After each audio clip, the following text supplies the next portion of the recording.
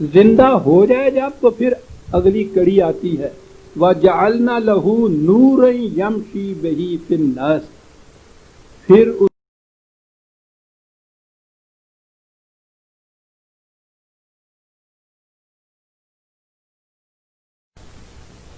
اعوذ باللہ من الشیطان الرجیم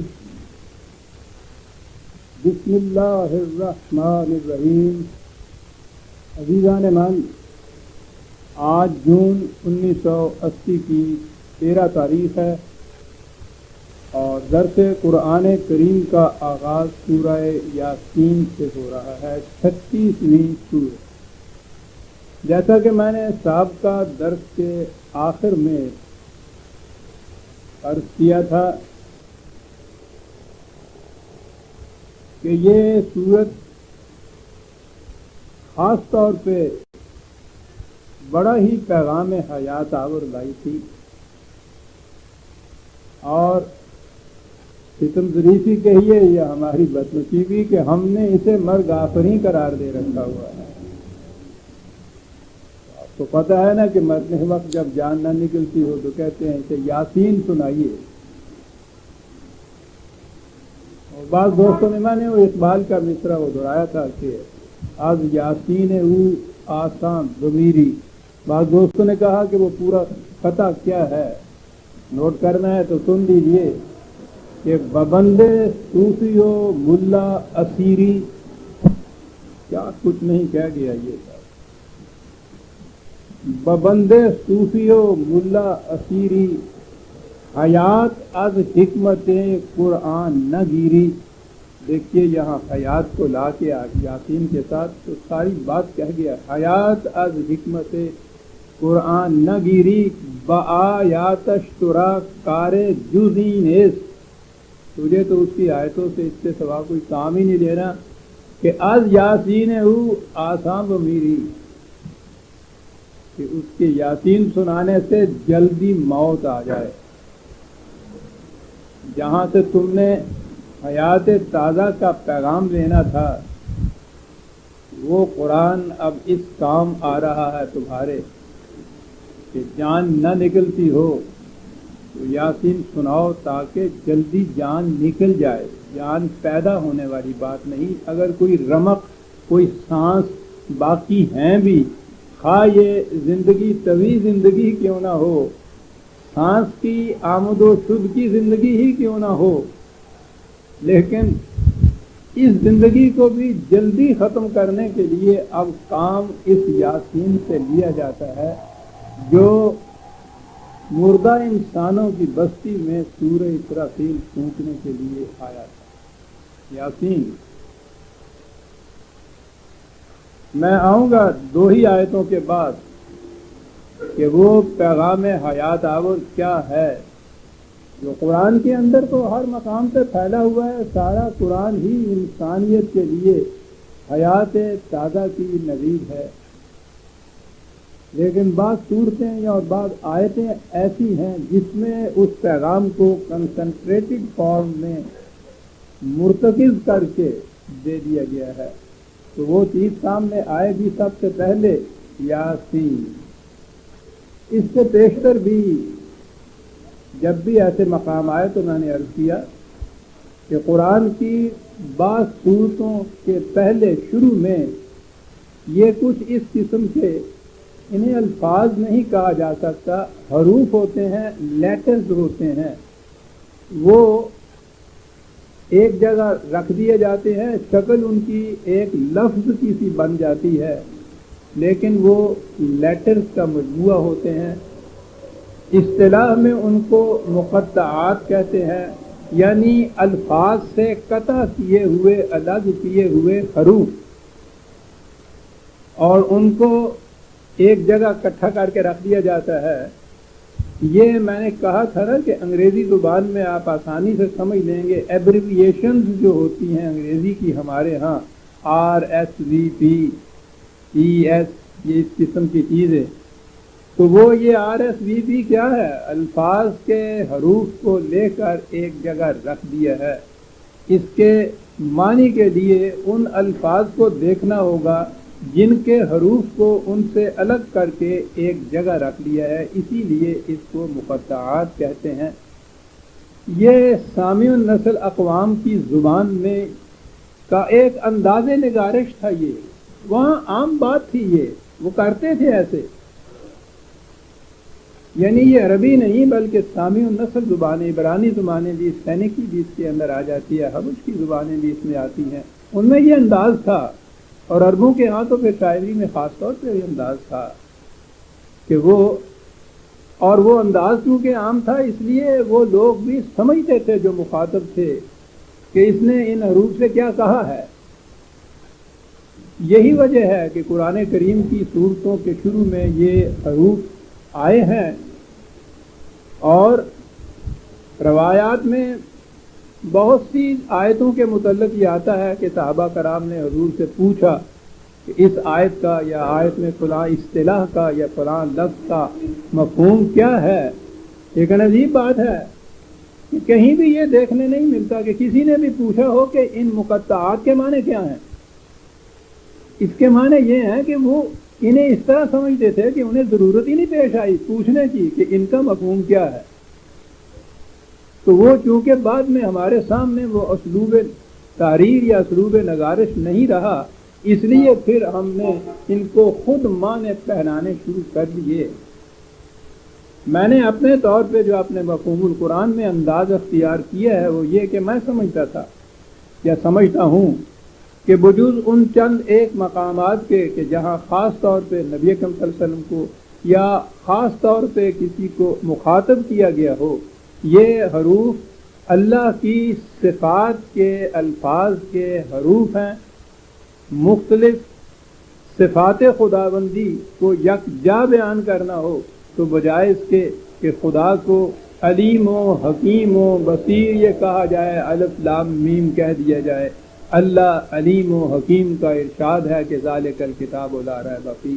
میں نے بہرحال اپنے طور پہ یہ لیا ہے، اور انداز اس کا یہی ہے کہ ان حروف سے آپ مناسب الفاظ جو ہیں وہ خود دیکھ لیں کہ ان سے کیا بنتا ہے۔ اس لیے مقطعات اس طرح سے مقطعات کے معنی جو ہیں وہ متعین کیے جاتے ہیں۔ لیکن یہ یاسین جو ہے، یہ سین تو ہے اس کے اندر جسے آپ کہیں گے مخفف، لیکن اس میں جو یا کہا گیا ہے، اے کہا گیا ہے، تو یہ مخاطب کیا گیا ہے۔ اے سین، یوں اس کو کہیے نا، سین کے تو معنی ابھی ہم لیں گے کیا معنی ہوتے ہیں۔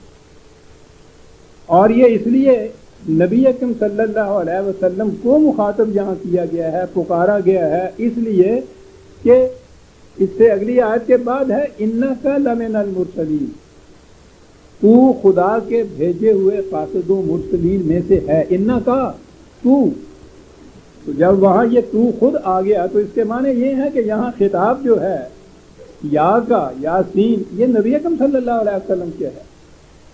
بات سین کی ہے وہ میں ابھی عرض کرتا ہوں، لیکن مخاطب یہاں نبی اکرم صلی اللہ علیہ وسلم ہے، کیونکہ کہا گیا ہے کہ یاسین انکا لمن المرسلین۔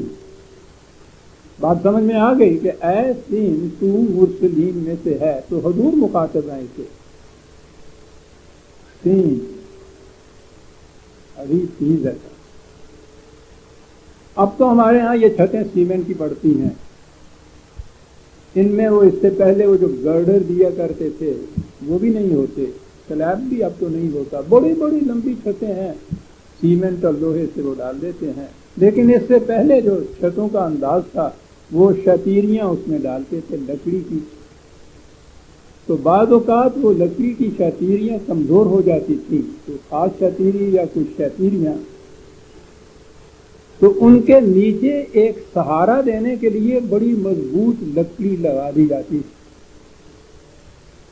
تاکہ وہ کمزور لکڑیاں گر نہ پڑے۔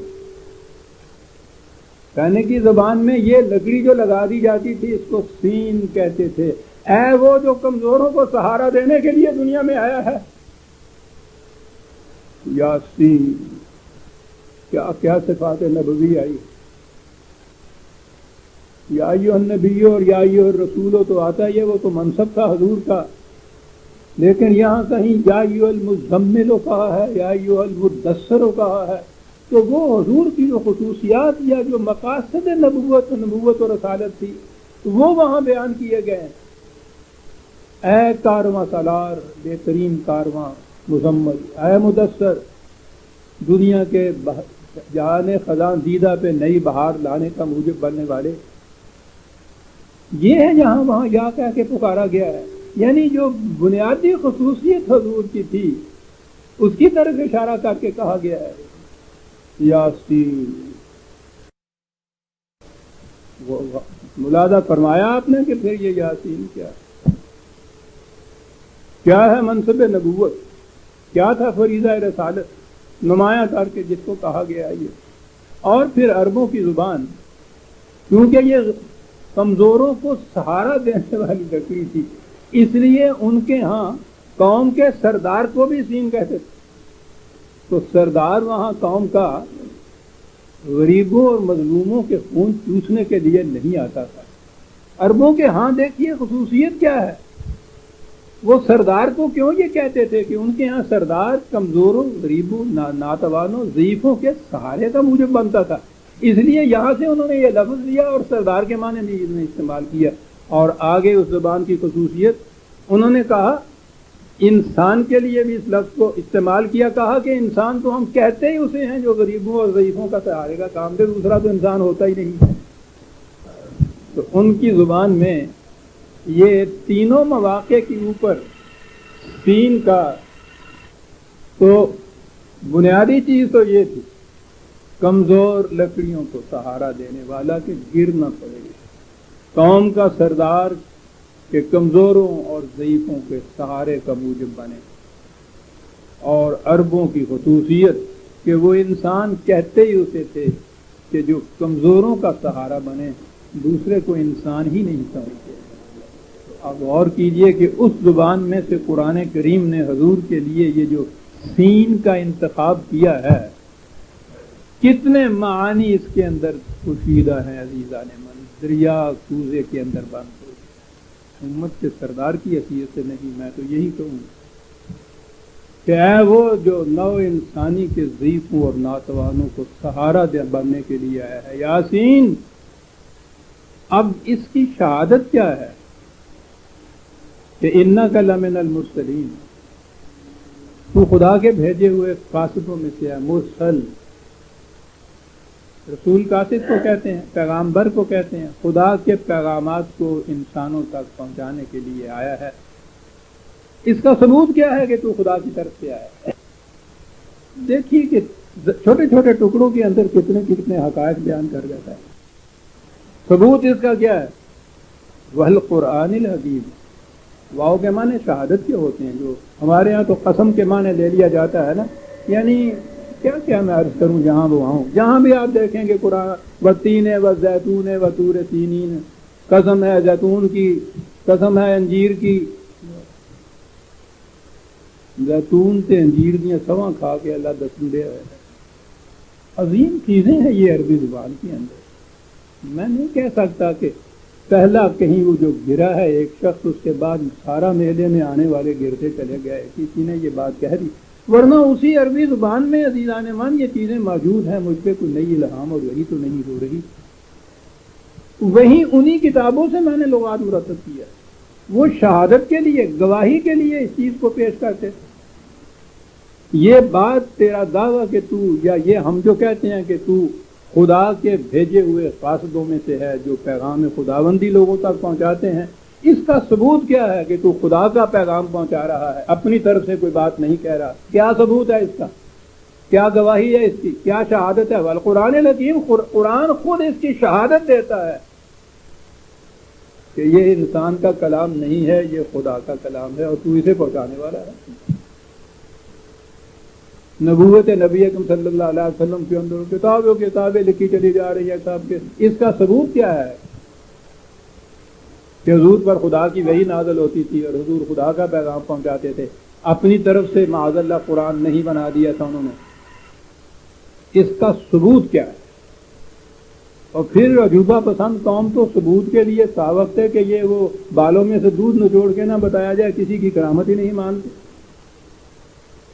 سینکڑوں معجزات، اور قرآن بار بار یہ کہہ رہا ہے کہ یہ تم سے معجزے مانتے ہیں، ان سے کہو کہ بابا میرا معجزہ اس قرآن کے سوا اور کیا ہے، اس کی مثل لا کے بتاؤ تو بات صاف ہو جائے گی.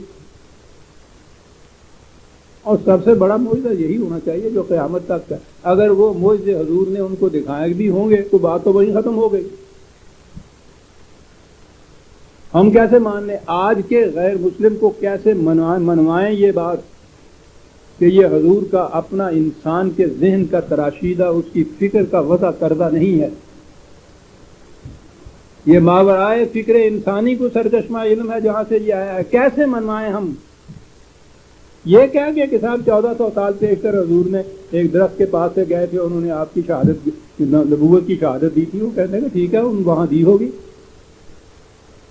مجھے بتاؤ، میں پوچھتا ہوں کہ اس کی کیا شہادت ہے، اس کی کیا گواہی ہے، اس کا کیا ثبوت ہے کہ یہ حضور کی اپنی فکر نہیں تھی، ما ینطق عن الہوا، اپنے خیالات نہیں وہ پیش کر رہا تھا.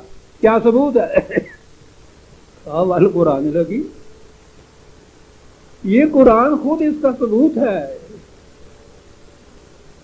کہ یہ اس کے اپنے ذہن کی نہیں ہے. اور چیلنج ہے قیامت تک کے لیے کہ اگر تم نہیں مانتے وَإِن كُنتُمْ فِي رَيْبٍ مِّمَّا نَزَّلْنَا عَلَىٰ رَبِّنَا فَأْتُوا بِسُورَةٍ مِّن مِّثْلِهِ،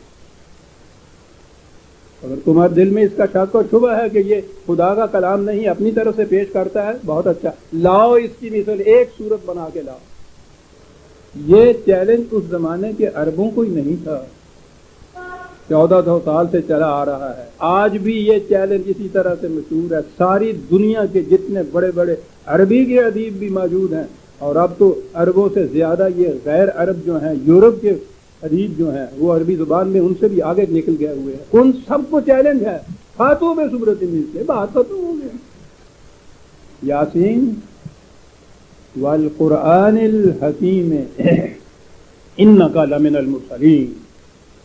ان خدا کی طرف سے کتنی یہ زبردست چیز ہے، یہ حقیقت ہے کہ تو خدا کا بھیجا ہوا قاصد ہے، اور اس حقیقت پر شاہد ہے یہ قرآن جسے تو دنیا کے سامنے پیش کر رہا ہے. اور اسی سے یہ نظر آتا ہے علی صراط مستقیم. صرف اتنا ہی نہیں کہ خدا کا بھیجا ہوا قاصد تو چٹھی رسان چٹھی دے جاتا ہے اور اس کے بعد چلا جاتا ہے، اس کی ذات سے اس چٹھی کو کوئی تعلق ہی نہیں ہوتا. آپ نے کبھی نہیں پوچھا ہوگا کہ یہ پوسٹ مین کس قسم کا ہے، کیسا ہے، وہ چٹھی دے گیا چلا گیا. اگلی بات، اب ذات آ گئی رسول اللہ صلی اللہ علیہ وسلم، محض چٹھی رسان نہیں ہے، علی صراط مستقیم، وہ راستہ جو قرآن بتاتا ہے تو اس کے اوپر خود چل بھی رہا ہے. تو محض قاصد ہونا ہی نہیں، خود اس راستے پہ چلنا ہے. اور یہ سارا کچھ کیا چیز ہے؟ خود قرآن، نبی اکرم صلی اللہ علیہ وسلم کی سیرت، کہ صاحب قرآن خود صراط مستقیم کے اوپر ہے. کہا یہ چیزیں مل کے تنزیل العزیز الرحیم، یہ اس کی شہادت بنتا ہے کہ یہ خدا رحیم کی طرف سے بتدریج نازل ہوا ہے. یہ عربی زبان جاننے والے جانتے ہیں کہ یہ جو باب آتا ہے تنزیل کا اور رحیم کا، یہ تدریجاً کوئی کام جو ہو رہا ہو اس کے لیے آتا ہے. 23 سال کے عرصے میں قرآن نازل ہوا، اس لیے اس کی تنزیل ہے قرآن کی، منزل اس لیے ہے یہ کہ بتدریج آہستہ آہستہ تکمیل تک پہنچا.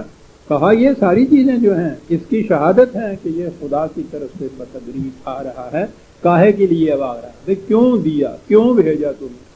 یہ سب کچھ کاہے کے لیے کہا کیا؟ لِتُنذِرَ قَوْمًا مَا أُنذِرَ آبَاؤُهُمْ فَهُمْ غَافِلُونَ. قرآن کریم خواہ وہ قوموں کی تباہی ہو، افراد کی غفلت شعاری ہو، خدا کی وحی اور قرآن کے بتائے ہوئے قانون مکافات عمل کے مطابق، جسے آپ کسی کی گرفت کہتے ہیں، مواخذہ کہتے ہیں، عام الفاظ میں سزا کہتے ہیں، قرآن میں تو سزا کا لفظ بھی نہیں، سزا نہیں ہوتا، یہ جزا ہوتی ہے، کسی کے عمل کا فطری نتیجہ. یہ تمام چیزیں اس کے لیے قرآن کہتا ہے کہ 2 شرطیں لازم ہیں۔ ایک تو یہ کہ اس قوم تک خدا کا پیغام پہنچ گیا ہو، کسی تک یہ پیغام پہنچا ہی اگر نہیں ہے تو اس سے تو مواخذہ نہیں کیا جاتا۔ اور دوسری شرط یہ ہے کہ اس قوم کی ذہنی سطح اتنی اونچی ہو کہ وہ سماعت اور بصارت اور قلب سے کام لینا جانتی ہو، اس میں سمجھنے سوچنے کی صلاحیت ہو اور اس تک پیغام پہنچ جائے۔ یہ ہے جب ہو جائے تو اتمام حجت ہو جاتا ہے نا، پھر کہ تم تک پہنچ گیا تھا نا پیغام، جی پہنچ گیا تھا، سمجھ لیا تھا، جی ہاں سمجھ بھی لیا تھا، اس کے باوجود پھر اس کے خلاف چلے ہو نا تو مستحق ہونا سزا کے، نہ کر ہی نہیں سکتا مجھے۔ اور اگر یہ ہو کہ صاحب ہمیں تو پتہ ہی نہیں ہے، پہنچا ہی نہیں ہے، کسی نے بتایا ہی نہیں ہے، ٹھیک ہے، عدل کا تقاضا یہی ہے کہ اس سے گرفت نہ ہو۔ اور اگر وہ مرفوع القلم ہے، وہ ذہنی سطح ہی ایسی نہیں رکھتا کہ وہ اس کو سمجھ بھی سکے، وہ بھی قابل مواخذہ نہیں ہے۔ یہ موضوع ہے، ایسا پہلے بھی کئی دفعہ آیا ہے، آگے آئے گا کہیں یہ، تو میں پھر اس وقت قرآن کی ساری تفصیل بتاؤں گا۔ اور پھر یہ جو اعتراض پیدا ہوتا ہے کہ صاحب جن تک یہ پہنچا ہی نہیں یا جن کی ذہنی سطح اتنی تھی ہی نہیں، پھر ان سے مواخذہ کیسا، ان کو سزا کیسی، تو میں وہاں عرض کروں گا کہ نہ یہ مواخذہ ہے نہ یہ سزا ہے حقیقت میں، لیکن یہ وہاں جا کے ضمناً نہیں یہ بات آتا۔ کہا یہ گیا کہ لِتُنذِرَ قَوْمًا مَا أُنذِرَ آبَاؤُهُمْ فَهُمْ غَافِلُونَ، تاکہ یہ قوم کہ جس کی طرف اس سے پہلے کوئی نبی نہیں آیا اور وہ بے خبر ہیں کہ خدا کی طرف جانے والا صحیح راستہ کیا ہے، تاکہ تو انہیں اس کی وارننگ دے دے کہ غلط راستے پہ چلنے کے تباہ کن نتائج کیا ہوں گے جس پہ تم چلے جا رہے ہو۔ تو وہ جو چیز میں نے کہی تھی نا کہ اتمام حجت ضروری ہے کہ اس قوم تک یہ پیغام پہنچے، یہاں کہا یہ کہ وہ قوم کہ جس کی طرف اس سے پہلے کوئی آگاہ کرنے والا نذیر نہیں آیا، تو اس قوم کو آگاہ کر دے۔ تاریخ بھی بتاتی ہے کہ حضرت اسماعیل علیہ السلام جن کے ہاتھوں اپنے باپ کی مساکرت سے کعبہ کی تاسیس ہوئی تھی، عربوں کی تاریخ بتاتی ہے کہ اس کے بعد اس قوم میں کوئی نبی نہیں آیا تھا۔ ان کے بھائی جو تھے ادھر حضرت اسماعیل علیہ السلام کے بھائی اسحاق، جن سے یہ بنی اسرائیل کا سلسلہ چلا ہے، تو بنی اسرائیل میں تو تسلسل تھا انبیاء کرام کا، چلے آ رہے تھے، لیکن بنی اسماعیل میں حضرت اسماعیل کے بعد علیہ السلام کوئی نبی نہیں عربوں کی طرف آیا۔ نبی اکرم صلی اللہ علیہ وسلم اس کے بعد پہلے نبی تھے، شاخ اسماعیلی کے آخری، پہلے حضرت اسماعیل علیہ السلام اور آخر میں نبی اکرم صلی اللہ علیہ وسلم، تو درمیان میں کوئی نبی نہیں آیا۔ تو اس لیے کہا کہ اس قوم کی طرف تمہیں بھیجا گیا ہے کہ جن کی طرف اس سے پیشتر، ان کے آباء و اجداد کی طرف اس سے پیشتر کوئی نبی نہیں آیا تھا، تاکہ انہیں یہ حجت نہ رہے کہ ہم تو بے خبر تھے، ہمیں پتہ ہی نہیں تھا صحیح راستہ کیا ہے، تو اس لیے تمہیں اس قوم کی طرف بھیجا جا رہا ہے۔ کہا لقد حق القول علی اکثرہم فہم لا یؤمنون، اتمام حجت ہو گیا ان کی طرف، پہنچا بھی دیا۔ ان کی ذہنی سطح تو اتنی اونچی ہے کہ ان کی زبان کو منتخب کیا گیا قرآن جیسے حقائق کو دنیا میں بھیجنے کے لیے، اور اس قوم کی سطح جو ہے اس کے متعلق تو کچھ کہنے کی ضرورت ہی نہیں۔ یورپ کے جو یہ علم اللسان ایک خاص علم ان کے ہاں ہوتا ہے، زبانوں کا تقابل جو ہے، یورپ کے ان علماء نے زبانوں کے تقابل کے سائنٹیفک طریقے سے یہ بتایا ہے کہ 1400 سال کے پہلے کا عرب جو تھا، اس زمانے کی ساری اقوام سے صرف زبان کے اعتبار سے انہوں نے یہ تقابل کے بعد بتایا ہے کہ دنیا کی کوئی قوم ذہنی اعتبار سے اس سطح پہ نہیں تھی۔ آپ کو یاد ہوگا میں کتاب کا حوالہ دیا کرتا ہوں، کاسمک کانشسنس، میرے پاس ہے، بڑی تحقیق کرتے ہیں یہ لوگ۔ بہرحال یعنی سطح بھی ان کی ایسی تھی، پیغام بھی پہنچا دیا گیا. لقد حق القول، اجتماع میں حجت ہوئی. اب یہاں ہے لتنذر قوما ما انذر آباؤہم. میں نے کہا تھا کہ ابھی میں عرض کروں گا کہ یاسین کا پیغام کیا ہے حقیقت. آگے چل کر اسی صورت میں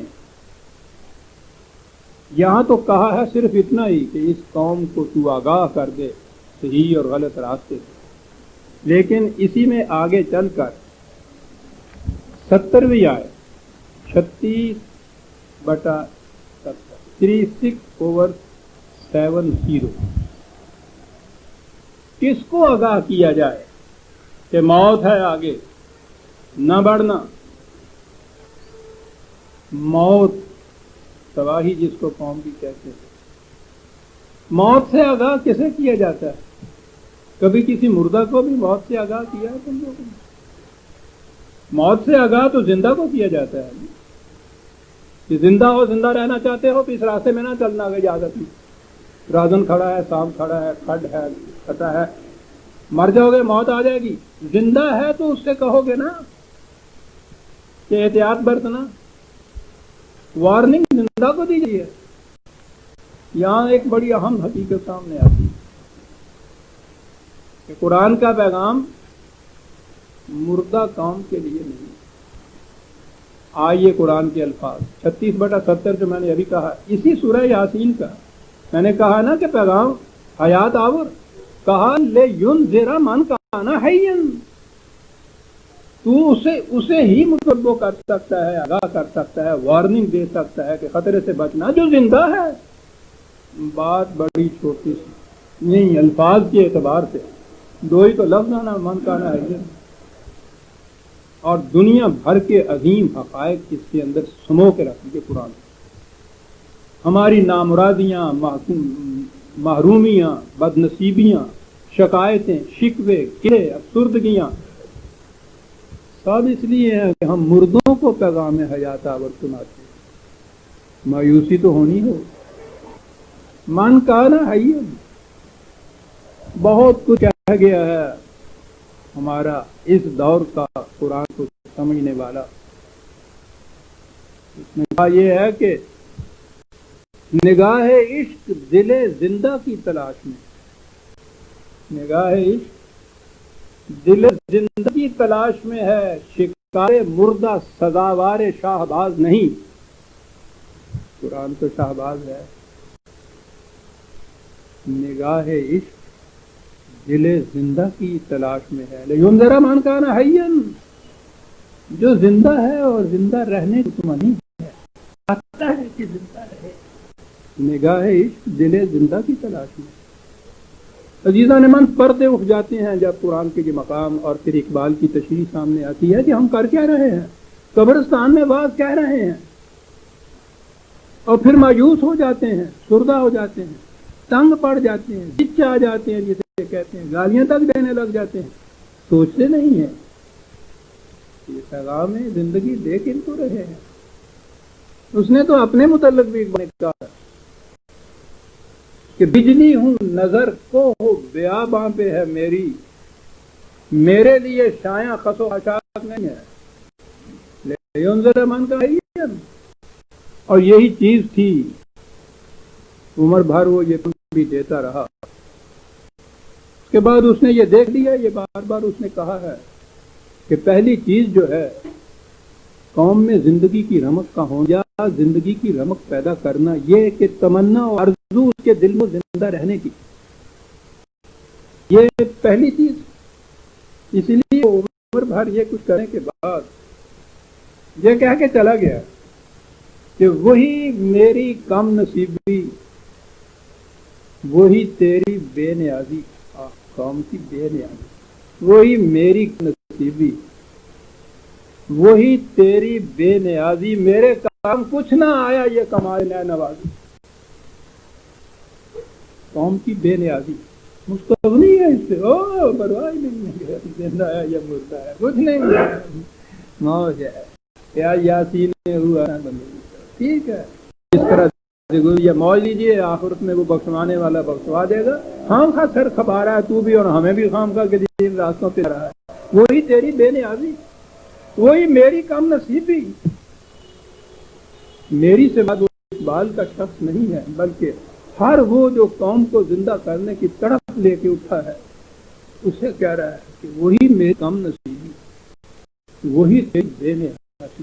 میرے کام کچھ نہ آیا یہ کمال محنت، یہ کہ وہی تیری بے نیازی.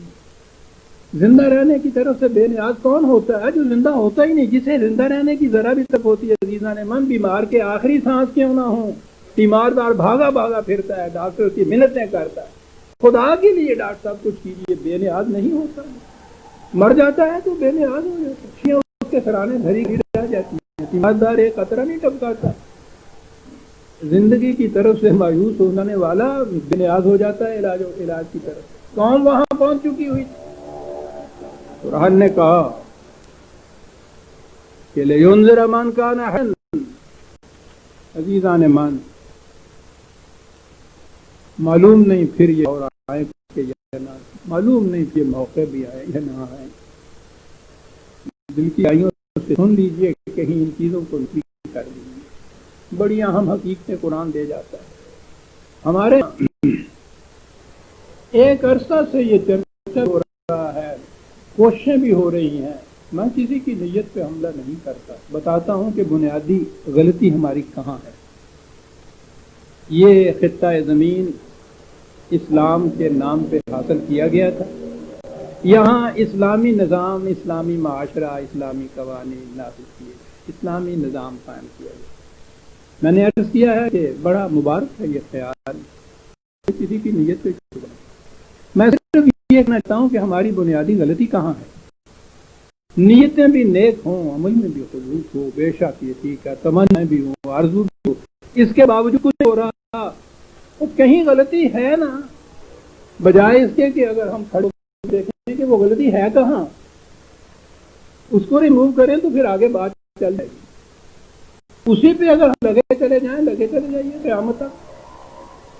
غلط راستہ تو آپ ساری عمر چلتے جائیے، صحیح منزل تک نہیں پہنچائے گا.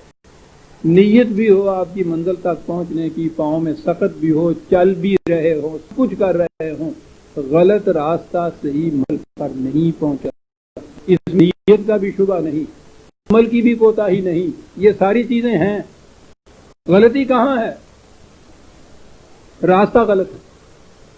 قرآن کریم نے پروگرام دیا ہے اور وہ ہے صحیح راستہ. 4 میں پروگرام آ جاتا ہے. سورہ انعام کی 6/123 قوم مخاطب ہے. استعارے کے طور پہ کہا گیا ہے کہ قوم ہے جو مردہ ہے، لیکن مردہ کی وہ شکل نہیں ہے جس میں زندگی پیدا نہ کی جا سکے.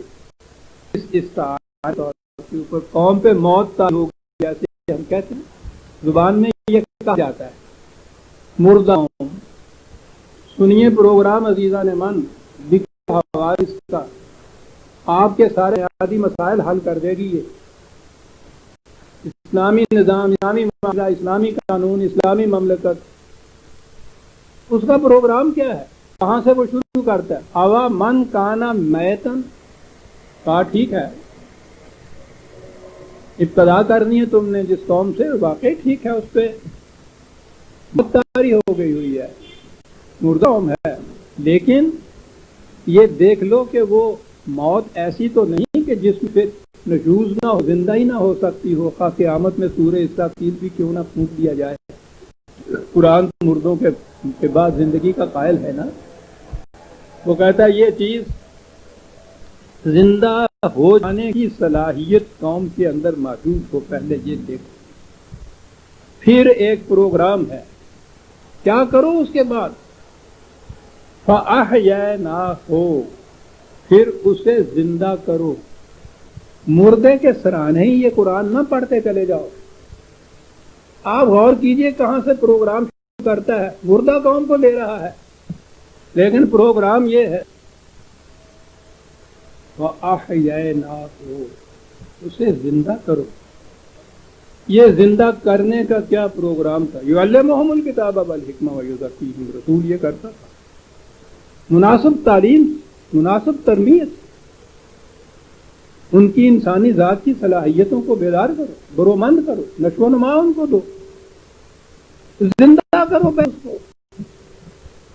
ویسے کی ویسی قوم جو ہے اس سے یہ توقع نہ کرو کہ وہ اتنا بڑا فریضہ جو نظام خدابندی کے قائم کرنے کا ہے اسی شکل میں رہتی ہوئی وہ کر لے گی. غلط ہے. قیامت تک کوشش کرو گے کچھ نہیں بنے گا. فَأَحْيَيْنَاهُ، زندہ کرنے کا پروگرام ہے پہلا. عزیزان من، زندہ ہو جائے جب تو پھر اگلی کڑی آتی ہے، جعلنا لہ نورا یمشی بہ الناس، پھر اس کے ہاتھ میں قرآن کی اپنے راستے بھی اس کے روشن ہوتے چلے جائیں گے، انسانیت کے راستے بھی وہ روشن کرتی چلی جائے گی قوم. یہ ہے جی نظام اسلام. قرآن کی شمع سے اپنے راستے بھی روشن کرنا، اور یمشی الناس، اپنی ذات تک نہیں کہ میری نجات ہو باقی دنیا جائے بھاڑ میں، مجھے اس سے کیا واسطہ. نہیں، یہ تو فریضہ اس کا ہے عالمگیر انسانیت کے اندر نظام قائم کرنے. پروگرام کی کڑیاں کیا ہے کہ جو قوم سامنے تمہارے ہے ہم جانتے ہیں کہ وہ قوم مردہ ہے، مردنی چھا گئی ہوئی ہے اس کے اوپر، لیکن زندہ رہنے کی ضرورت ہے. پہلے یہ دیکھ لو کہ ہے نا یہ بات، پھر فَأَحْيَيْنَاهُ، پھر زندہ روز قوم. اس کے بعد یہ قرآن کی شمع ہے جو اس کے ہاتھ میں دو. چلو اب تمہارے راستے بھی روشن ہیں، انسانیت کے راستے بھی روشن کرتے چلے جاؤ. کہا کیا یہ کمن مثلہ فی الظلمات لیس بخارج منها، اس کے مقابلے میں وہ جو تاریکی کے اندر رہا ہے اور وہ وہاں تاریکی میں رہنا چاہتا ہے. تاریکی سے نکلنا نہیں، تاریکی سے نکال دینا جو ہے یہ ہے زندگی. جیسی قوم ہے وہ تاریکی کے اندر. کیا تاریکی؟ خلاف قرآن معاشرہ، خلاف قرآن آپ کے ہاں کے رسوم، آپ کے مناسک، آپ کے شاعر، آپ کا مذہب خلاف قانون، آپ کی سب خلاف قانون، ظلمات، آپ کی افراد کی عادات و کردار و خلاف قانون، خلاف قرآن. یہ خلاف قرآن سارا کچھ. قرآن اس کو ظلمات کہتا ہے، کہتا ہے جو ظلمات کے اندر ہیں انہیں ہم نے مردہ کہا ہے. تو ایک تو وہ ہیں کہ جو یہ چیز کہیں کہ ہاں یہ تاریخ کی اچھی چیز نہیں ہے، ہم روشنی میں جانا چاہتے ہیں، کہ ٹھیک ہے ان کو لے آؤ. لیکن جو چمگادڑ ہوں کہ روشنی سے ان کی جان جاتی ہو، تاریکی پسند ہو ان کو، کمان مسلو ہو پھر ظلمات ہے لیسا خارج منہا.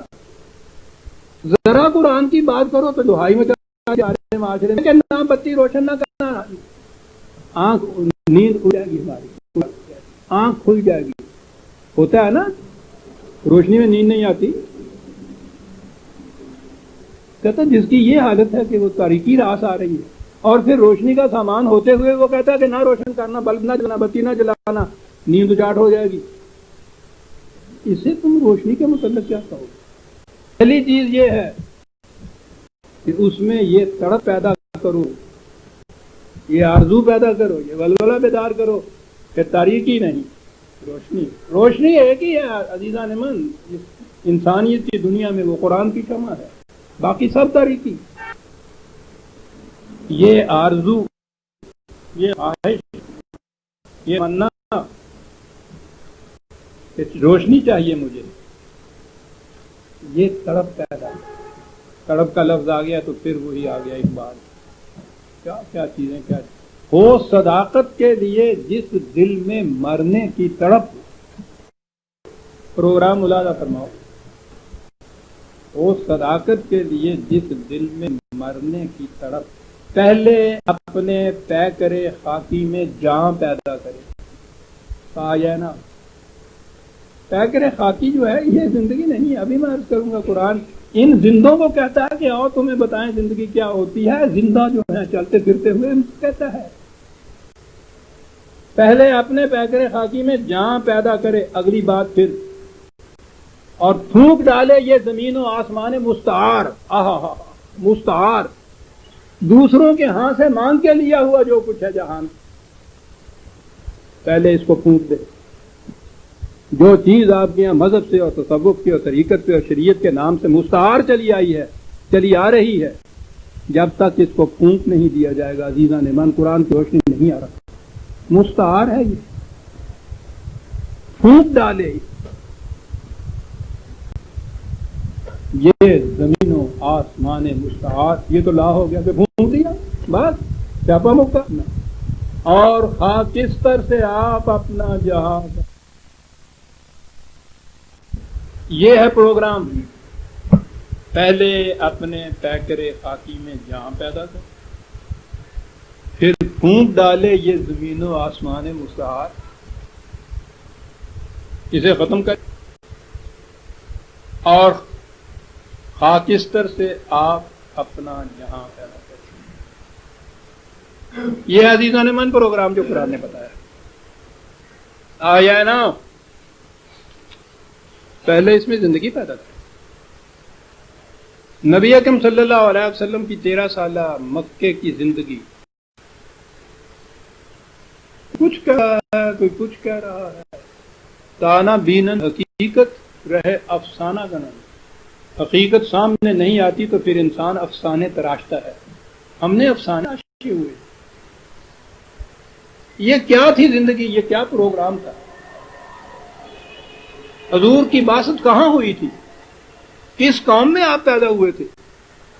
اس قوم کی قبل اسلام کی جو زندگی جسے عہد جاہلیت کہتے ہیں، نام ہی عہد جاہلیت ہے، ظلمت کا زمانہ، اس پوری کی پوری قوم کی آپ زندگی دیکھیے، زندہ رہنے کی آرزو تو تھی، اس صلاحیت تھی اس میں، بڑی چیز زندگی نہیں تھی جسے قرآن کہتا ہے۔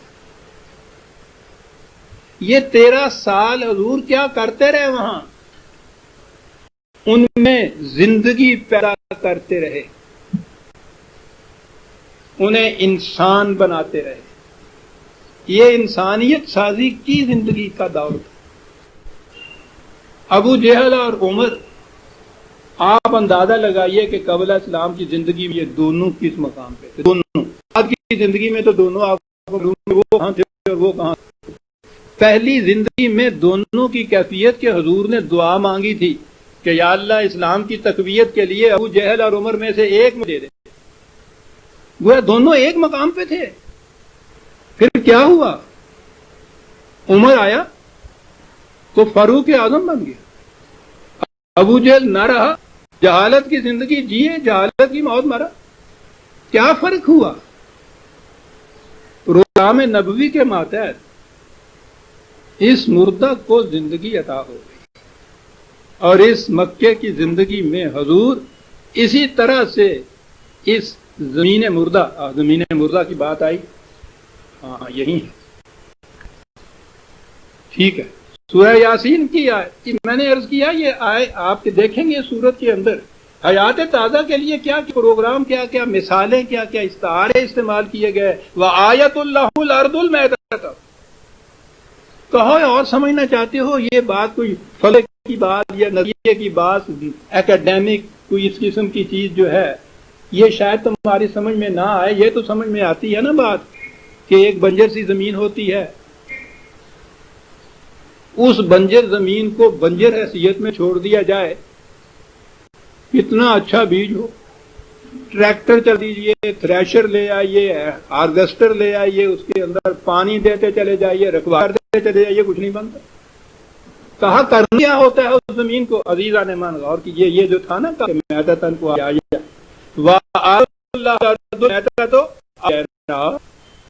اس مردہ زمین کو پہلے اس قابل بناؤ کہ اس میں زندگی کی رمق پیدا ہو، کوئی کھاد اس میں ڈالو، کس طرح سے کوئی پانی دو، اور پوچھو جو زراعت کے قانون سے واقف ہیں کہ کس کس قسم نمکیات اور سالٹ اور کیا کیا منرل، جو کچھ بھی وہ پروگرام ہے، پہلے اسے اس قابل بناؤ کہ جب بیج ڈالا جائے تو اگ آئے اس میں۔ یہ ہے زندگی۔ ارض المیتہ، تو وہی مثال جو تھی قوم کی، ارض المیتہ تو احییناہا، پہلا مرحلہ یہ ہے اسے اس قابل تو بناؤ. پھر جب یہ بنا لو گے تو اخرجنا منها حبا فمنه یاکلون وجعلنا فیہا جنات من نخیل وعناب. چلا جا رہا. بس ذرا اس کو اس قابل بنا دیجئے کہ جو کچھ اس میں سے اس میں سے نمود ہو جائے. پھر چلتے جاؤ. کھیتی باڑی باغات پھل پھول ہر چیز اس میں سے اگتی چلی جائے گی. اور اگر وہ میتتا کو میتتا ہی چاہیے تم نے تمہارے بیج کا بھی ستیہ ناش ہو جائے گا. ساری محنت کسان کی رائے گاہ چلی جائے گی کیونکہ اس نے زمین مردہ کو زمین مردہ رہنے دیا. کوئی کوشش برابر نہیں ہوتا. یہ مکی زندگی حضور کی اس زمین مردہ کو برابر بننے کے قابل بنانے کے لیے 13 سال. چند نفوس. سوال اس میں تعداد کا ہے ہی نہیں. سوال تو یہ ہے کہ وہ انسان کس قسم کے بنے.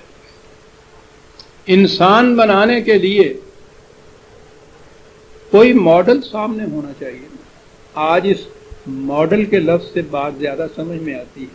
یہ اچھی سے اچھی چیزیں جو سمجھ میں آپ کے آتی ہیں نا، وہ کہتے ہیں نا کہ ایک ماڈل پہلے ہوتا ہے، اس کو سامنے رکھ کے پھر بنایا جاتا ہے. محسوس ماڈل. ماڈل پہلا کیا ہے؟ یہ اس پروگرام کی کڑیاں ہیں عزیزان من کہ زندگی کیسے پیدا ہوتی ہے. انسانیت سازی. ماڈل کیا ہے؟ صبغت اللہ ہے. وما احسن من اللہ صبغہ.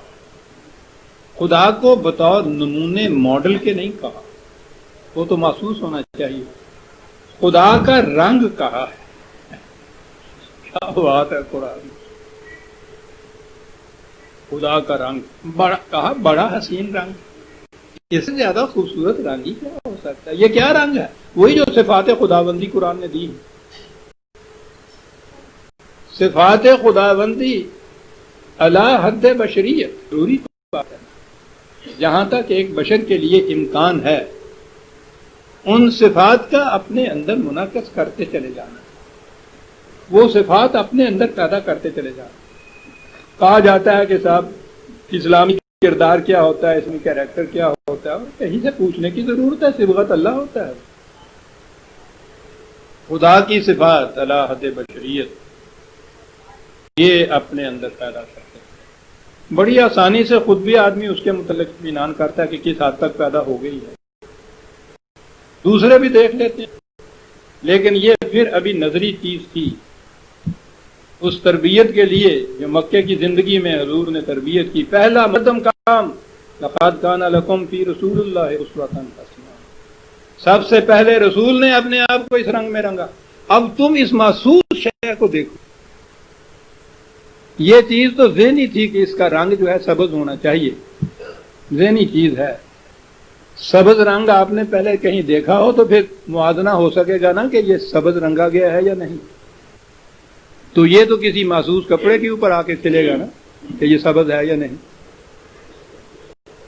وہ پیکر محسوس کہ جو صبغت اللہ کے لیے ایک ماڈل بنا دوسرے انسانوں کے لیے اسوہ حسنہ ہے نبی اکرم صلی اللہ علیہ وسلم کا. لقد کان لکم فی رسول اللہ اسوۃ حسنہ. وہی حضرت منتظر جو تھی وہ نظرہ لباس مجاز میں رسول کی شکل میں سامنے آ گئی. اب ہم کہیں دھوکہ نہیں کھا سکتے، کسی بہانے رہ سکتے، کسی شک و شبہ میں نہیں رہ سکتے کہ خدا کا رنگ کس قسم کا ہوتا ہے. اس قسم کا ہوتا ہے. پہلے اپنے آپ کو اس ماڈل کی حیثیت سے پیدا کیا. یہاں سے بات شروع ہوتی ہے عزیزان من جس نے دوسرے کو اس راستے پہ چلانا ہے. انک علی صراط مستقیم. پہلے چلنا چاہیے قائد بن کے، پھر فالوور اس کے پیچھے چلیں گے. پہلے اپنا نمونہ دکھائے، پھر دوسرے اس کی کاپی کریں گے. اور اسی لیے تو حضور کو اس زندگی کے اندر حضور کے متعلق یا ایھا المزمل کہا گیا. مزمل تزمیل کا عمل. اس کارواں سالار کو کہتے ہیں. ہمارے ہاں تو اب قافلے نہیں ہوتے تو اس لیے کارواں سالار کا بھی ذہن میں نقشہ نہیں ہوتا. کارواں سالار یہی نہیں ہوتا تھا کہ 4 اونٹ اس نے اکٹھے کر لیے، 10 آدمی اکٹھے کر لیے اور تتا تک کے چل پڑا. عربوں کے ہاں تو یہ کاروانیت تو بڑی اہم شے تھی. اس قسم کے قافلہ سالار یا کارواں سالار عجیب چیز تھی ان کے ہاں، اونٹ کے اوپر 2 سواریاں بیٹھتی تھی۔ اب ان کے ہاں بہترین کارواں سالار وہ ہوتا تھا جو نگاہ بھانپ لے کہ ان 2 سواریوں نے آپس کی مصاحبت سے، رفاقت سے، ایک دوسرے کا ہمسایہ کے اتنا لمبا سفر کرنا ہے، کوئی یہ ہونے ہیں اس کے اوپر تیسرا ہونا ہی نہیں ہے۔ اگر ان میں ہم آہنگی یہ فکر اور نظر نہیں ہے، 4 قدم نہیں چل سکیں گے۔ اونٹ والے ان کے آگے ٹھہر جاؤ، میں نے اتر جان دے بھائی۔ وہ میر تک ہی چلا تھا نا، دلی سے آگرے کی طرف، اس زمانے میں اکے چلتے تھے، تو اتنی تو اس میں سکت نہیں تھی کہ سارا اکا ہی کرائے پہ لے لے، اتنے پیسے کہاں سے، باقی سواریوں کے ساتھ وہ کوئی 2-1 سواریاں اتنا تھا تو اکا ہوتا تھا، دلی میں ہم نے دیکھا ہے 2-3 اور سواریاں ساتھ تھیں، وہ بیٹھ گیا پرپورشنیٹلی کرایہ دینے کے لیے چلا تھا۔ تو انہوں نے سواری نے کہا کہ بھائی ایسے سفر کیسے کٹے گا، باتیں کرتے چلے جانا چاہیے، خاموش رہے۔ انہوں نے باتیں شروع کی، اس سے بھی کہنے لگا، وہ تغلق آباد تک ہی ابھی گیا ہوگا تو اس نے کہا کے والے سے کہ بھائی صاحب لے لیجیے اپنا کرایہ اور مجھے اتار دیجیے۔ کہنے لگے کیوں، کیا بات ہوئی؟ کہنے لگا بھائی صاحب میں نے آگرے جانے کے لیے یہ تم سے پیسے کیا تھا زبان خراب کرنے کے لیے، آگرے تک جاتے جاتے تو میری زبان ہی خود بگڑ جائے گی۔ وہ جو قافلہ سالار تھا وہ اس کی اطاعت عزیزہ نے من بڑی گہری چیز ہے جو میں کہہ رہا ہوں۔ جہاں جوڑا آپ نے بنانا ہو، پہلی چیز یہ دیکھیے عمل تزمیل رسول اللہ نے تھا، جوڑا ایسا بنایا جائے ہم آہنگی فکر و نظر و ساری مصاحبت میں ایک دوسرے کے ساتھ کوئی تنازع کی بات آپس میں نہ، کوئی خلش نہ ہو آپس میں۔ زندگی کے کسی شعبے اور کسی سفر میں بھی آپ نے جوڑا بنانا ہے، یہ جوڑا بنائیے۔ یا ایھا المزمل، اس قسم کے جوڑے بنانے والے اٹھ قافلہ تیار کر۔ پھر وہ جوڑے بنائے آپ نے، اشداء علی الکفار رحماء بینہم۔ عربوں کے یہ قریش اور یہ بدو 100 سال تک لڑائی چلا کرتی تھی ایک اونٹ کے تنازع پہ، 100 سال تک۔ مرتے وقت باپ بیٹے سے کہہ جاتا تھا کہ اس سے ہم نے قصاص لینا ہے، بھول نہ جانا۔ وصیتیں یہ ہوا کرتی تھی ان کے اوپر، یہی تھے وہ سارے، یہی زمین مردہ تھی۔ کیا زندگی پیدا کی، رحماء بینہم، کس چیز کا نتیجہ؟ مکے کی زندگی کی تربیت کا نتیجہ۔ اور یہ زندگی پیدا کرنے کے لیے پھر کیا کیا مرحلے آتے تھے سنیے۔ ایک مرحلہ تو ابھی آئیں گے، یہ مقام تو میں عرض کروں گا۔ زندگی پیدا کرنے کے مقام کہاں؟ وہ مقام جہاں جان دے کے زندگی خرید لی جاتی ہے۔ کبھی سنا ہے اس قسم کا پروگرام؟ یا ایھا الذین آمنوا استجیبوا للہ وللرسول 8/24۔ یا ایھا الذین آمنوا، زندہ انسان ہے، اے جماعت مومنین، یہ کہہ کے یا ایھا الذین پکارا جا رہا ہے تو زندہ ہی تو ہیں، چلتے پھرتے ہوئے زندہ۔ استجیبوا للہ وللرسول اذا دعاکم، اللہ اور اس کے رسول کی آواز پہ لبیک کہو جب وہ تمہیں بلائے۔ کاہے کے لیے بلائے؟ لما یحییکم، زندگی دینے کے لیے تمہیں جب وہ بلائے۔ کہاں سے بلا رہا تھا یہ؟ بدر کے میدان سے۔ آؤ جان دے کر زندگی حاصل کر۔ دیکھ رہے ہیں پروگرام بن رہا ہے، کاہے کا پروگرام بن رہا ہے؟ اسلامی نظام کے قیام کا پروگرام بن رہا ہے۔ مکے کی زندگی میں یہ قائم نہیں ہوا تھا، قائم ہو ہی نہیں سکتا تھا۔ یہ کوئی مکینیکل چیز نہیں ہے عزیزان من جسے آپ یہ نظام کہتے ہیں۔ ٹھیک ہے، دنیا کے نظام مکینیکلی، لیگلی، ٹیکنیکلی وہ آئین بنتا ہے، ووٹرز اس قسم کے ہونے چاہیے، اتنی تعداد ہونی چاہیے، یہ عمر ہونی چاہیے، انتخاب کے لیے بیلٹ اس قسم کے ہونے چاہیے، حلقے انتخاب کے یوں بننے چاہیے، اتنی سیٹیں پروونشل کی ہوں، اتنی سینٹر کی ہوں، یہ ساری چیزیں، تفصیلات، ڈیٹیل ساری، یہ سب مکینیکل چیزیں ہیں۔ دنیا کی ہر قوم یہ کچھ کر سکتی ہے، تجربے سے اس میں وہ ترمیمیں بھی کرتی ہے، اصلاح بھی کرتی ہے، بہترین کانسٹیٹیوشن بنا لیتے ہیں لوگ، بنائے ہوئے ہیں لوگوں نے، چل رہے ہیں ان کے ہاں۔ یہ اسلامی نظام اس قسم کی ٹیکنیکل جزیات کا نہیں ہے۔ اسلامی نظام یہ ہے کہ اس کے پیچھے وہ انسان کس قسم کے ہیں جنہوں نے ان کو چلانا ہے، بات ختم ہو گئی۔ یہ ساری چیزیں ضروری ہیں، بعد کی ہیں، پہلے وہ انسان تیار ہونے چاہیے جنہوں نے اسے چلانا ہے، اور اس کے لیے تو اس نے جزیات خود دی نہیں جن کی تلاش کرتے پھر رہے ہیں۔ وہ تو کہتا ہے امرہم شورا بینہم، باہمی مشاورت سے جیسا جی چاہے بنا لیجیے۔ کون لوگ یہ بنائیں گے؟ یہ لوگ، وہ جو تیار کیے گئے تھے، جن کو زندہ انسان کہا گیا ہے۔ جب تک یہ تیار نہیں ہوئے مکے کی زندگی میں کوئی کانسٹیٹیوشن نہیں بنا۔ یہ پہلے تیار ہو گئی جماعت، پھر مملکت کی بنیاد بھی رکھی، پھر کانسٹیٹیوشن بھی بنے، پھر اس پہ عمل پیرا بھی یہ مکینیکل چیز نہیں ہے۔ وہ خوب کہتا ہے نیست این کار فقیہاں ہے پسر، بیٹا یہ قانون سازوں کی بات نہیں ہے، یہ انسانیت سازی کی بات ہے، یہاں سے ابتدا کرو۔ پہلی چیز یہ ہے کہ اس سفر زندگی کے اندر وہ آپ کے ہاں، آپ کے ساتھ رفقا کون سے ہیں؟ رفقا کیا؟ قرآن اللہ تعالیٰ کے الفاظ، محمد رسول اللہ والذین معہ، اکیلا رسول نہیں، والذین معہ۔ یہ معہ کہاں سے آ گئے تھے؟ مکے میں حضور نے جب آواز دیا تو تنہائی تھے نا، اکیلے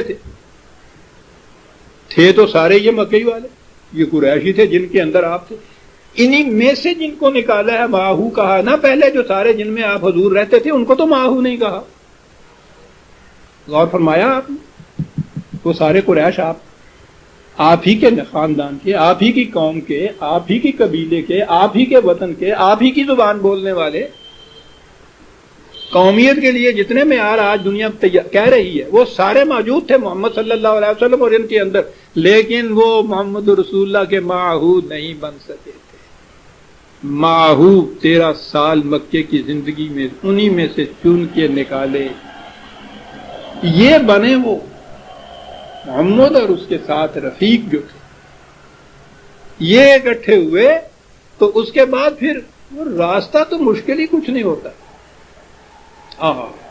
کیا خوبصورت الفاظ میں بتا گیا ہے بات، سنیے۔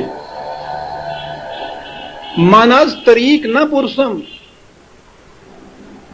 رفیق می جویم، میں یہ نہیں تم سے پوچھتا کہ راستہ کون سا ہے، میں چاہتا ہوں یہ دیکھنا کہ میرے ساتھ چلنے والا کون سا ہے۔ منز طریق نہ پرسم رفیق می جویم، کہ گفتند نخستی رفیق و باز طریق۔ کہا یہ ہے سیانوں نے، کہنے والوں نے، کہ پہلے ساتھی ڈھونڈو سفر کے ساتھ چلنے والا، پھر پوچھو کہ جی راستہ کون سا جائے گا۔ یہ نظام یا کانسٹیٹیوشن یا ان چیزوں کی یہ ڈیٹیلز، یہ جزیات، یہ راستے ہیں۔ کہتا من جاہد فیہا لنہدینہم سبلنا۔ اس کے بعد جب تم ذرا سی کوشش کرو گے معلوم کرنے کی، تم ایک راستہ کہتے ہو، ہم کئی راستے تمہیں دکھا دیں گے اس پر جانے والے۔ وہ پہلے یہ بات کرو کہ وہ چلنے والے کون سے ہیں، افراد کارواں کون سے، مکینیکل چیز نہیں۔ مکینیکل سے یاد آ گیا، یہ سیاست کی دنیا، حکومت کی دنیا میں نہیں۔ دین کو مکینیکل شعار کا مجموعہ سمجھنے والے، ہمارے ہاں یہ ایک فرقہ پیدا ہوا اہل قرآن کا، جن کو کہتی، وہ پہلے ان کو چکڑال بھی کہتے تھے، پھر انہوں نے اس سے ذرا جھیپ میں آئے وہ، تو وہ اہل قرآن کہلاتے ہیں۔ رقص نہند نام تنزی کشور، انہوں نے کہا کہ یہ جو مسلمانوں کے اوپر تباہی آئی ہوئی ہے، بربادی ہے، ذلت ہے، خواری ہے، پستی ہے، ساری جتنی بھی برائیاں آپ کہہ رہے، یہ سب اس لیے ہے کہ یہ قوم 5 وقتوں کی نماز پڑھتی ہے۔ اچھا جی، کاٹا کاٹ کڑے لب لی گل انہوں نے، اصل گل یہ ہے۔ پھر جی اس کا علاج کیا کہ جی 3 وقتوں کی پڑھا، ایک رکعت میں غالباً ایک ہی رکعت ایک نماز کی یا 2 رکعتیں، ایک سجدہ، بس یہ تبدیلی کر دو. تبدیلی کر بھی نہیں انہوں نے، ٹائٹ آرڈر وہ تھے بیٹھے ہوئے آگے 3 نمازاں 2 رکعتوں والے پڑھنے والے. سمجھ لیا کہ یہ سارا قصور اس کا. یعنی وہ جو قرآن کہتا ہے نا کہ صلاۃ کا جو مفہوم و مقصود و منتہا ہے اس پہ نگاہ رکھو کہ وہ ہو رہا ہے یا نہیں، وہ ہے اصل. وہ اگر نہیں ہو رہا تو صلاۃ نہیں ہے قرآنی. اگر وہ مقصد، وہ پرپز، وہ نتیجہ پیدا کرتی ہے تو صلاۃ ہے. ادھر نہیں نگاہ گئی. وہ تو ان مسلین کو کہتا ہے فوائل للمصلین الذین هم عن صلاتهم ساہون. وہ نمازی جو ہیں تباہ ہو جاتے ہیں کہ جو نماز کے مقصود سے غافل رہتے ہیں. انہوں نے کہا مقصود وہ کچھ نہیں، وہ وقت کی ساری بات ہے. 5 وقتوں کی نماز تباہ کرے گی، 3 وقتوں کی پڑھ لو بس سب کچھ سنور جائیں گے. 3 وقتوں کی نماز اس فریب میں کہ یہ سارا قصہ جو ہے یہ مکینیکل. وہی چیز ہے جب ہم مذہب کی دنیا میں آتے ہیں تو انہوں نے یہ کچھ کہا. ہمارے ہاں ان کا تو نام میں نے لیا کہ وہ 5 میں سے 3. مسجدوں کے اندر جائیے کیا چیز ہے؟ مکینیکل. اہل حدیث کے ہاں کیوں نماز نہیں ہوتی حنفیوں کی؟ کیونکہ وہ اپنے ہاتھ نیچے باندھتے. ان کے ہاں کیوں ہوتی ہے؟ یہ اوپر باندھتے. وہ رکوع میں جاتے ہوئے سیدھے اللہ اکبر کہہ کے چلے جاتے ہیں، یہ کر کے چلے جاتے ہیں. یعنی یہ کر لیجئے تو نماز ہو گئی، یہ نہ کیجئے نماز نہیں ہوئی. مکینیکل ایکشن، میکان کی چیزیں. دیر کی بات ہے کسی زمانے کی، اب تو مضمون ملتا ہے. میں نے ایک پورا مقالہ لکھا تھا مکان کی اسلام، نہ اس کا عنوان ہی یہ تھا. وہ جس سے ایکسٹریکٹ لے کے وہ بہاولپور کے جج نے میرے اس مضمون کی بنا پر یہ مرزائیوں کو کافر قرار دیا تھا. بات اور ہو گئی. مکینیکل ہے یہ سب چیزیں ہیں. وہ قرآن انسان تیار کرتا ہے پہلے. زمین مردہ کو وہ زندگی والی بناتا ہے. پہلے وہ کہتا ہے کہ جو مردہ ہے پہلے اس کو زندہ کرو، پھر قرآن کی روشنی کام دے گی اسے. رفیق پہلے تیار کرو، وہ لوگ پہلے تیار کرو، وہ انسان پہلے تیار کرو. بڑی عظیم ذمہ داری ہے عزیزان مان. کوئی چھوٹی بات ہے کہ جس بات کو خدا نے خود نہیں وہ براہ راست دیا، اپنا کام ہمارے سپرد کیا ہوا، کوئی چھوٹی چیز نہیں ہے. وہ تو اس دنیا میں اپنے پیمانے کے اوپر خدائی کرنے والی بات ہے. خدا کے نظام کو نافذ کرنا انسانوں کے ہاتھ کی بات ہے، مکینیکل بات نہیں ہے. آئین سازی نہیں، انسان سازی ہے عزیزان مان. اور یہی چیز تھی جو پرکھ اور معیار ہے حقیقت میں. یہ جو ابھی میں نے کہا ہے نماز روزہ، میں کوئی اس کی تنقیر اور اس کی تاغیر نہیں کرنا چاہتا. کہنا یہ چاہتا ہوں کہ نگاہ جو ہے وہ اس مقصد کے اوپر رکھو. ان میں سے بھی ہر ایک وہ کوٹ کرتا ہے. میں بھی بار بار حضرت عمر رضی اللہ تعالیٰ عنہ کا وہ قول بتایا کرتا ہوں. جب آپ نے کسی ایک دعوے دار سے کہا تھا کہ اپنی تائید میں کوئی قابل اعتماد آدمی بطور شاہد کے تم گواہ کے لا سکتے ہو؟ انہوں نے کہا جی ہاں. انہوں نے کہا کون؟ کہنے لگے وہ فلاں شخص جو ہے. آپ نے کہا کہ قابل اعتماد؟ کہنے لگے جی بالکل بڑا قابل اعتماد، بڑا پکا مومن. کہنے لگے کہ کبھی اس کے ہمسائیگی میں رہے ہو تم؟ کہنے لگے جی نہیں. کہنے لگے کبھی اس کے ساتھ سفر کیا ہے؟ کہنے لگے نہیں. کہنے لگے کبھی اس کے ساتھ کوئی معاملہ کیا ہے تم نے کاروباری؟ کہنے لگے نہیں. کہنے لگے پھر تمہیں کیسے پتا ہے وہ قابل اعتماد ہے؟ تم نے اسے مسجد میں اٹھتے بیٹھتے دیکھ لیا ہوگا اور سمجھ لیا کہ قابل اعتماد. بڑی پتے کی بات ہے. معاملے میں دیکھو کیسا ہے. یہاں سے انسانیت کی پرکھ ہوگی. یہ ہے انسان جو تیار کرتا ہے عزیزان من. قرآن یا اسلامی نظام کے دائی مکی زندگی سے شروع کرنا ہوگا آپ کو. نام کے اعتبار سے ٹھیک ہے ہم مسلمان ہیں، ایک قوم مسلمان کی.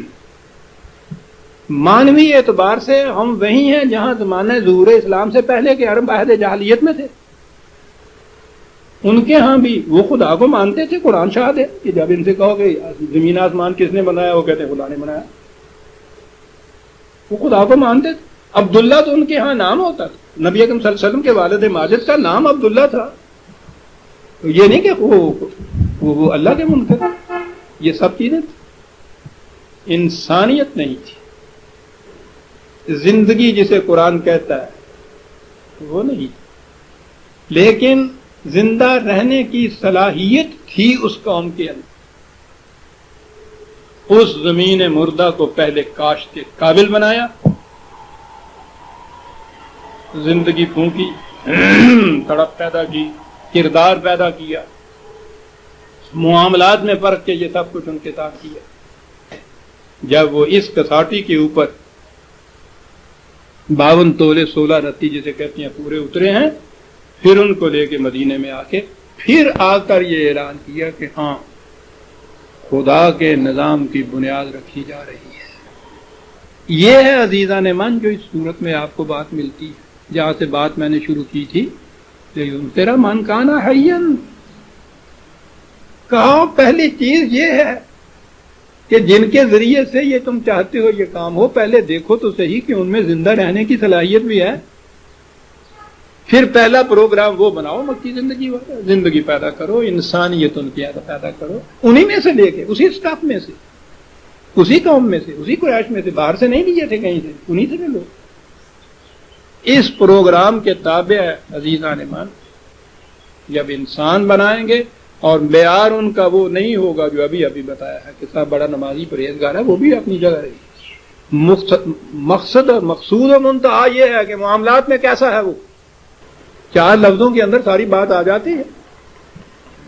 رفیق کیسا ہے وہ، صبغت اللہ کا انعکاس اس کی کردار و افعال اور اس کی سیرت سے ہوتا ہے یا نہیں. وہ ماڈل جو قرآن نے بتایا ہے اسوہ حسنہ نبی اکرم صلی اللہ علیہ وسلم کا، اس کا عکس نظر آتا ہے یا نہیں. یہ ابتدا ہوگی اس کی جو دعوت دے گا اسلام کے نظام کی، اور پھر اس کا پروگرام یہ ہوگا کہ یہ جتنے لوگ لبیک کہہ کے آنے والے ہیں، قرآن کریم نے میں وہاں آؤں گا سورہ حدید میں جو ہے وہ وہاں بڑی عجیب کڑیاں گنائی گئی ہیں. وَلَقَدْ أَرْسَلْنَا رُسُلَنَا بِالْبَيِّنَاتِ سورہ حدید 57 57/25 بڑی عمدہ کڑی ہے. لَقَدْ أَرْسَلْنَا رُسُلَنَا بِالْبَيِّنَاتِ پہلی کڑی ہے. رسول کی تعلیم پہلے جو ہے وہ ریزن، ریشنلزم، حکمت، فکر، بینات، دلائل، براہین وہ پیش کرتا. پہلا مرحلہ یہ ہے. قوم کی انسانی صلاحیتوں کی نشو و نما عزیزان من فکری صلاحیتوں کی نشو و نما سے ہوتی ہے. آزادی فکر نشو و نما دلائل و براہین کی روح سے، اس سے یہ چیز پیدا ہوتی ہے. رسولوں کا پروگرام پہلا قرآن نے کہا بینات دیتے تھے وہ آ کر، ہر بات کو وہ عقل و فکر کی روح سے، دلائل و براہین کی روح سے سمجھاتے تھے، پیش کرتے تھے. بڑی برومندی ہوتی ہے انسانیت کی عزیزان من اگر غور اور فکر کی روح سے آپ سے بات کی جائے اور آپ سے بھی کہا جائے ہاتھو برہانکم ان کنتم صادقین. بھائی جھگڑنے کی بات نہیں، تم بھی دلیل لاؤ. میں تم سے ڈنڈے کے زور پہ کچھ نہیں منواتا، اور اجازت ہے تمہیں دلیل پیش کرو.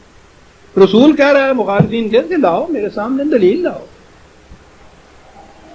بینات، جب بینات سے مطمئن ہونے کے بعد وہ کچھ لوگ جو ہیں وہ اس طرف آ جائیں، اس کی بات پہ دھیان دیں، اس کے ساتھی بننے کے لیے رضامند ہو جائیں. وَأَنزَلْنَا مَعَهُ الْكِتَابَ وَالْمِيزَانَ لِيَقُومَ النَّاسُ بِالْقِسْطِ، پھر ان کو ضابطہ ایک قانون دیا جاتا ہے. یہ اگلی کڑی ہے. پہلی کڑی قانون کی روح سے یہ کچھ کرنے کی بات نہیں ہے. پہلی کڑی ہے عقل و فکر کی روح سے، دل و دماغ کی کامل رضامندی سے وہ اس کو مانے کہ یہ واقعی صداقت ہے. پھر جو قانون اس بنا پہ آپ دیں گے اس قانون کے لیے تو وہ جانے دے رہے ہیں جن کے متعلق ان کا قلب اور دماغ مطمئن ہے کہ یہ واقعی حق پر مبنی قانون ہے.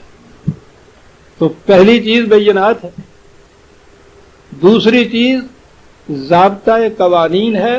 مقصد اس کا کیا ہے؟ لِيَقُومَ النَّاسُ بِالْقِسْطِ، تاکہ وہ دنیا میں میزان عدل قائم کر سکے.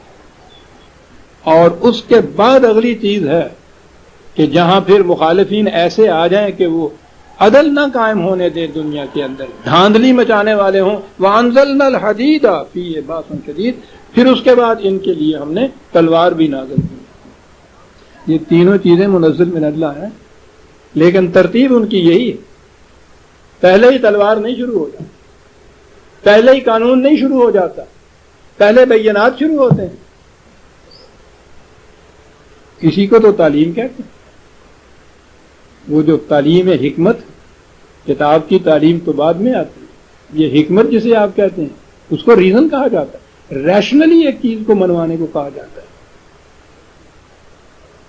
اس طرح سے وہ قوم کو زندہ قوم بناتے تھے. جو پروگرام آپ کا کہا، اس طرح سے جب یہ چیز پیش کی جائے اور دیکھ لیا جائے، ان میں سے جن میں زندہ رہنے کی صلاحیت ہوگی چھٹ کے الگ ہوتے چلے جائیں گے، آتے چلے جائیں گے، وہ تمہارے ساتھی ہوں گے. باقی جو ہیں ان کے اوپر اتمام حجت ہو جائے. 13 سال تک یہ دعوت دیتے رہے رسول اللہ مکے میں، کم عرصہ نہیں تھا. لقد حق القول علی اکثرہم فہم لا یؤمنون. اپنی طرف سے اتمام حجت کر دی ہم نے، پورا زور لگا دیا ہم نے اس کے لیے. اگر یہ سیدھے راستے پہ اس کے باوجود نہیں آتے، اس سے زیادہ ہم کچھ نہیں کر سکتے. حضور کے متعلق بھی قرآن نے یہ بتایا، اللہ تعالیٰ نے حضور سے کہا ہے کہ تم کیوں زج پڑتے ہو ان کی طرف سے.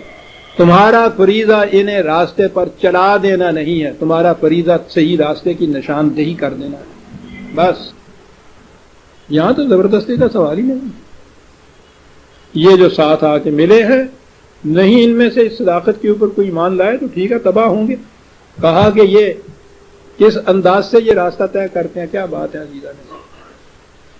یہ جو حق کی آواز پہ نہیں آتے، ان کے لیے ایک اگر اسے دلیل کہا جائے، ایک ہی دلیل ہوتی ہے، یہ ہمارے اسلاف کا راستہ ہے، ایسا ہم نے ان کو اسی طرح سے پایا ہے اور ہم اس پہ چلے جائیں گے. راستہ چلنے والے کے لیے ضروری ہوتا ہے کہ وہ یہ دیکھے اپنے پاؤں پہ سامنے جو اس کے راستہ ہوتا ہے کہ یہاں کوئی خطرے والی بات تو نہیں، کوئی سانپ سپوریا تو نہیں، کوئی کھڈ تو نہیں، کوئی خطرہ نہیں. وہ جہاں نیچے دیکھے نا. لیکن اگر اس کی صورت یہ ہو، ایسی شکل پیدا کی جائے کہ وہ دیکھ ہی نہ سکے اپنے پاؤں پہ، اور دور تک اس کے دیکھنے کی بات رہے، اب وہ خطرے سے آگاہ نہیں ہو سکتا. ایک مثال سے بات بتائیں.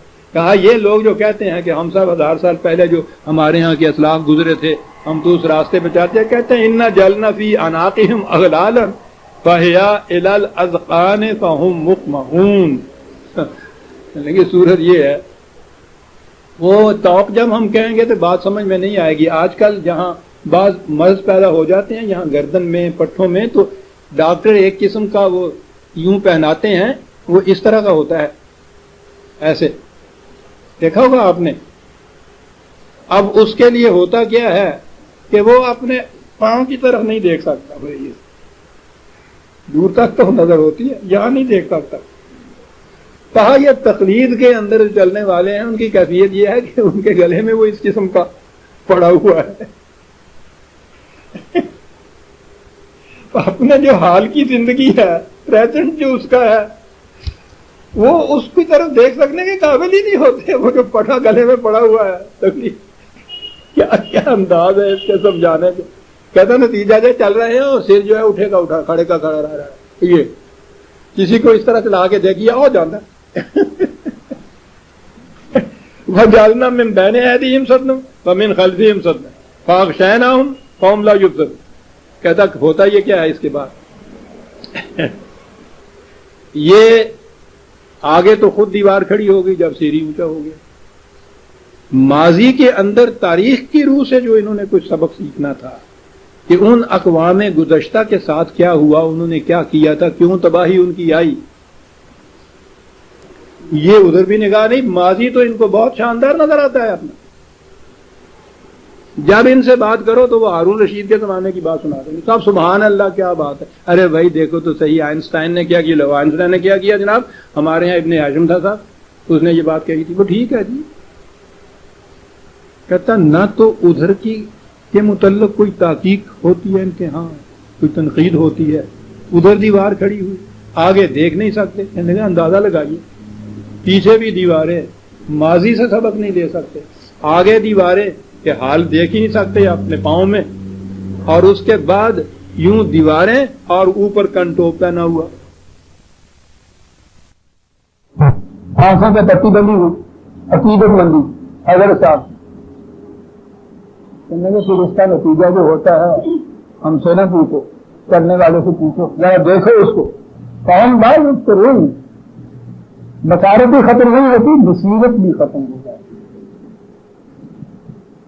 لہٰذا ان کے متعلق آخری لفظ میں کہہ دوں، وَسَلَامٌ عَلَيْهِمْ مَا أَنذَرْتَهُمْ أَمْ لَمْ تُنذِرْهُمْ لَا يُؤْمِنُونَ. جن کا ایٹیٹیوڈ اور مائنڈ یہ ہو جائے کہ نہیں صاحب جس راستے پہ چلتے آ رہے ہیں ہم اس کو چھوڑنے کو تیار ہی نہیں ہیں، ہم تمہاری سننے کے لیے تیار نہیں ہیں. راہ اس کے لیے برابر ہے کہ تم اس کو خطرات راہ سے آگاہ کرو نہ آگاہ کرو. اس نے تو پہلے سے فیصلہ کر رکھا کہ تمہاری سننی ہے، برابر ہے اس کے لیے. صاحب کہتے صاحب خدا نے یہ کہہ دیا کہ ان کے لیے برابر ہے، ڈراؤ نہ ڈراؤ، تو کیا فائدہ ہے پھر ان کو. میں نے کہا وہ تو روز مرہ کا محاورہ ہے. یہ کرنے کے ساتھ دیکھو اپنے ہاتھوں بند کر لیتا ہے. آپ کہتے ہیں کہ اس کے لیے برابر ہے، پورے چڑھے نہ چڑھے. وہ ہے نا برابر اس کے لیے، یعنی جو اس نے اپنی تصویر اور تعریف کیا اس کا نتیجہ یہ ہے کہ پورے چڑھے نہ چڑھے اس کے لیے برابر ہوتا ہے. وہ ہے محاورہ جو کہ ایسا سن تو سننا ہی نہیں چاہتا، جو اپنے راستے کو چھوڑنا نہیں چاہتا. ضروری یہ ہے کہ جو کبھی آ رہی ہیں بھیڑیں جا رہی ہیں، میں ان کے پیچھے پیچھے جا رہا ہوں، تو اس کو فائدہ کیا دے گا تمہارا یہ کہنا؟ یہ نہیں ہوتا. اتنا مطلب میرا میں نے تباہ دیکھ رہا ہوا خشی الرحمان بالغیب وبشرہ بمغفرۃ واجر کریم. وقت ہو گیا. سورہ یاسین کی آیت 10 تک ہمارا میں نے اتنا تلاوت کرنے کے بعد چھوڑ اس لیے دیا ہے کہ بات تو آگے نہیں آئی ہے.